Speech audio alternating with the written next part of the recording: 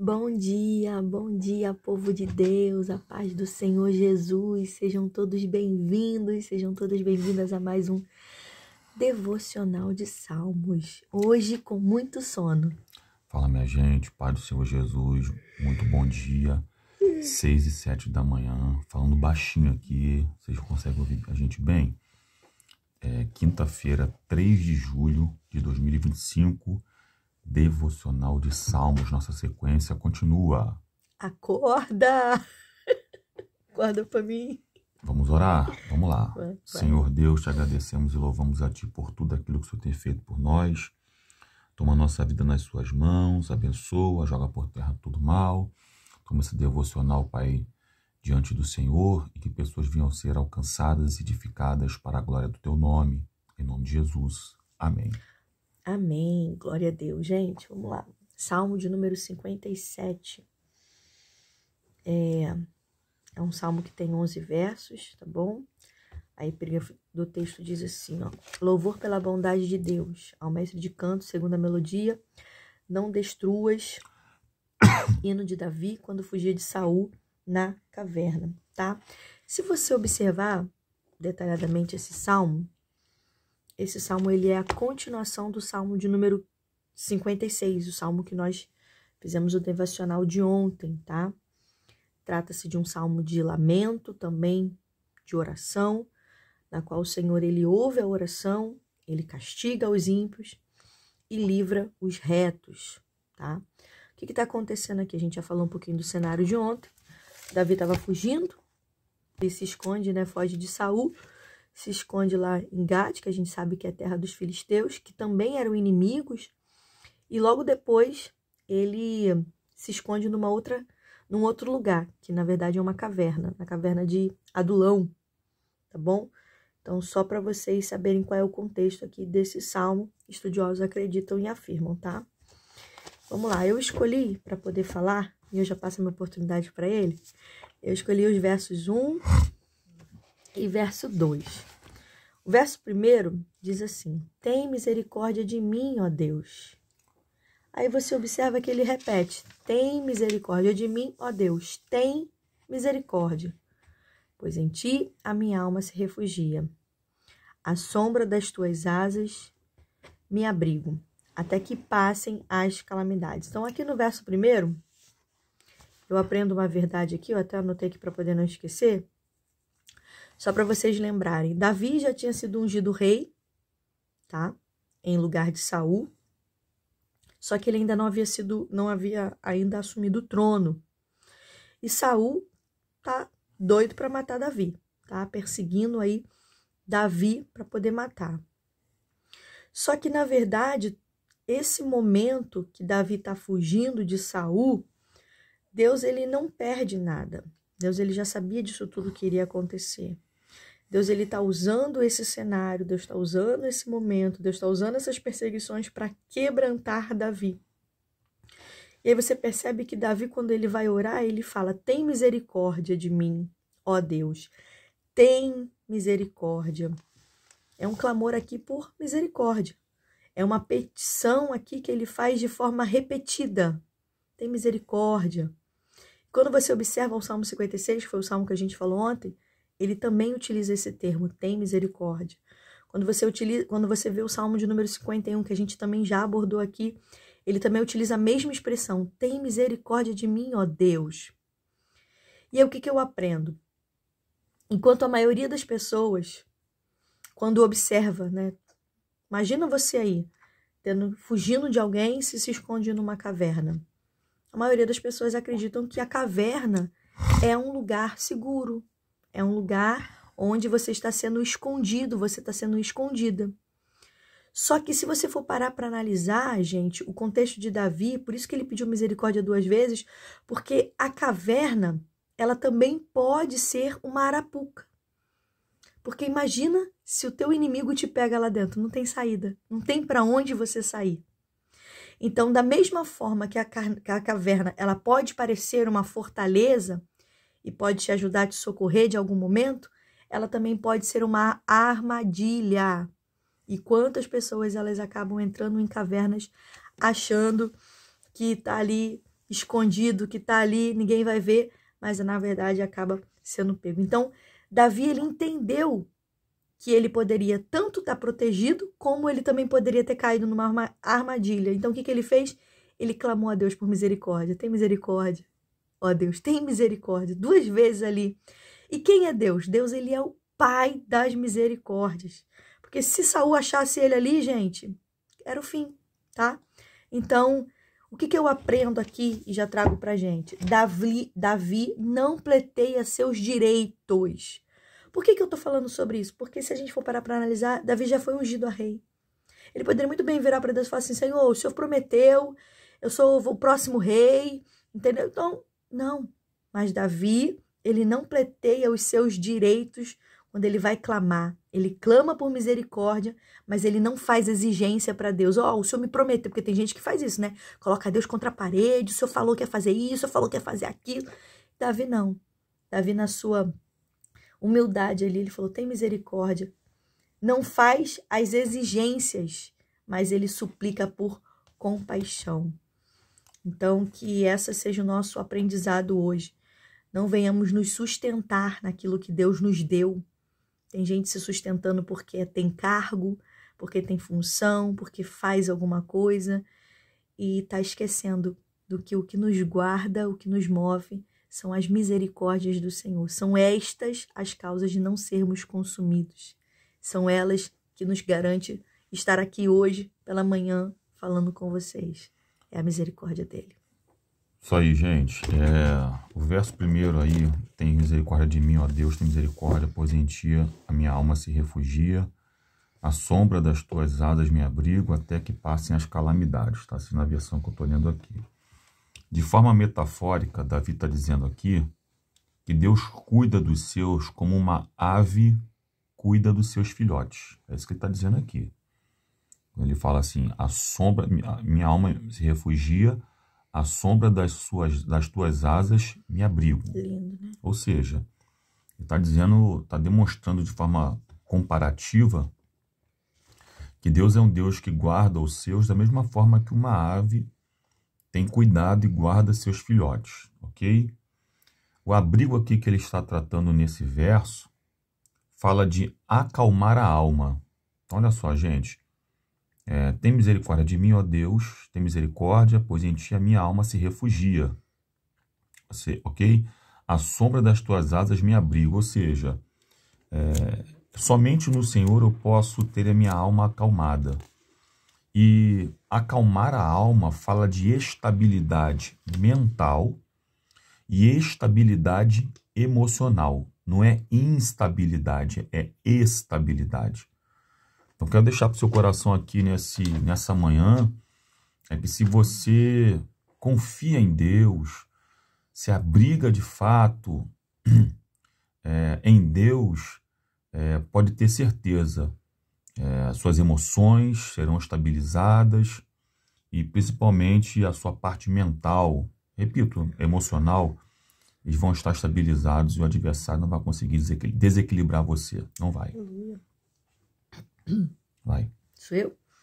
Ele falou uma coisa aqui que eu também tinha notado, né? Ele falou que a sombra das tuas asas me abrigo. É como os pintinhos, né? Que tá vendo que a tempestade tá chegando e corre ali pra sombra, ou melhor, para as asas da galinha. Davi, ele tá se abrigando debaixo das asas do Onipotente. Ele sabe aonde ele pode se abrigar. Por quê? Porque o abrigo do homem é vulnerável. Lembra que a gente falou aqui? Todo abrigo que você encontrar aqui, ele é vulnerável. Ele pode ser facilmente combatido por ventos, tempestades, pessoas. Você vê aí, a gente está vivendo numa guerra. Estão dominando aí nossas ruas, nossos bairros, na verdade, estamos vulneráveis. Mas deixa eu falar algo para você. Nós precisamos nos refugiar debaixo das asas de Deus. Até as calamidades passarem. Quando a gente está nele, não há nada que possa fazer mal a gente, tá? Outra coisa que eu anotei aqui é no verso 2. Clamarei ao Altíssimo, ao Deus que por mim tudo executa. Olha que lindo, gente. Clamarei. Quando fala de clamor aqui, fala de oração. Então há poder na oração. Mas é preciso deixar claro que não é a oração que é poderosa, mas assim aquele que responde à oração, esse sim é que tem todo o poder. Então todas as vezes que a gente ora, a gente está conectando aqui a terra com o trono do céu. Nós estamos aqui conectando a nossa fraqueza humana, limitada, com todo o poder que tem no céu, a onipotência divina. Então, quando oramos, o que acontece? O braço onipotente entra em ação. Coisa linda, né? Boa coisa é a gente clamar ao Senhor. E eu entrego já a minha oportunidade e passo para o Fábio. Ele fala aqui no verso 3, ó, dos céus ele me envia o seu auxílio e me livra. Cobre de vergonha os que procuram me destruir. O que está acontecendo aqui? Auxílio de Deus. Deus respondeu à oração. Então, pode ter certeza, sua oração vai ter resposta. Dos céus ele vai enviar, não vai ser da terra, vai ser dos céus, vai ser algo sobrenatural. Aquilo que você está querendo, talvez aquilo que você tem orado há muito tempo. A palavra para alguém aqui, continua orando, porque do céu vai vir um auxílio, vai vir a resposta da sua oração. E, inclusive, os seus inimigos serão destruídos, destronados, porque Deus ele honra a sua palavra. Está aqui na palavra. Continua, igual Davi, se refugia nele, ora ao Senhor, que no tempo certo o Senhor há de fazer. E eu já passo a minha oportunidade para ele. Guarde isso, por favor, no seu coração. Todas as vezes, e eu creio e recebo também essa palavra, que os recursos da terra se esgotam, o nosso auxílio vem do céu. Amém? Vai falar mais qual verso aí? Mais nenhum. Nenhum? Então tá bom. Vamos encerrar então no verso 6. Na minha versão diz assim: armaram rede aos meus passos, a minha alma está abatida. Abriram cova diante de mim, mas eles mesmos caíram nela. Meu Deus. Gente, a palavra rede que está sendo usada aqui nessa versão que eu estou, que é Almeida Revista Atualizada, no hebraico é reshet, que dá uma ideia de armadilha, ok? Então, armaram ou montaram uma armadilha para os meus passos e a minha alma está abatida. Essa é a ideia que se tem aqui de armadilha. A ideia aqui de armar rede é de capturar Davi como se captura um animal, ok? Então, o quadro aqui é um caçador, que no caso aqui é Saul, à espreita de uma presa, né? Para tentar capturar sua caça, que é Davi. E rede aqui, que eu falei com vocês anteriormente, para os passos, significa paralisação de locomoção. Então, quando monta-se uma rede na mata, para poder pegar algum animal, pode ter certeza que as patas do animal, elas se entrelaçam nessa rede a ponto dele ficar embaraçado ali e não conseguir, de fato, se locomover mais. Ele fica preso ali. O caçador chega e consegue, de fato, capturar ou concluir a captura da sua caça, ok?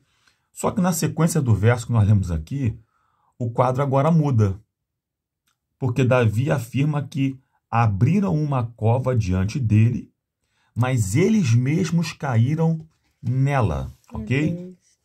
Eu quero que você pense comigo aqui, que eu sei que você é inteligente, que a pá usada para abrir a cova para o salmista, na verdade, estava sendo usada para os próprios coveiros.